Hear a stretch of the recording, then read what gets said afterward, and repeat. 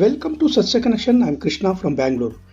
BJP ಹಾಗೂ JDS ನಾಯಕರು ಬೆಂಗಳೂರು ಗ್ರಾಮಾಂತರ ಲೋಕಸಭಾ ಕ್ಷೇತ್ರದಲ್ಲಿ ಜಂಟಿಯಾಗಿ ಪ್ರಚಾರ ಕಾರ್ಯದ ಸಿದ್ಧತೆಯಲ್ಲಿ ತೊಡಗಿದ್ದಾರೆ.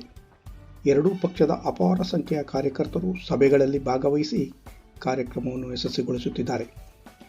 ಅದರಂತೆ ರಾಮನಗರದ ಕೋಡಂಬಳಿಯಲ್ಲಿ ಈ ಲೋಕಸಭಾ ಕ್ಷೇತ್ರದ ಬಿಜೆಪಿ ಅಭ್ಯರ್ಥಿಯಾದ ಡಾಕ್ಟರ್ ಸಿ.ಎಸ್. ಮಂಜುನಾಥ್ ಅವರು ಕಾರ್ಯಕರ್ತರನ್ನು ಉದ್ದೇಶಿಸಿ ಮಾತನಾಡಿದರು.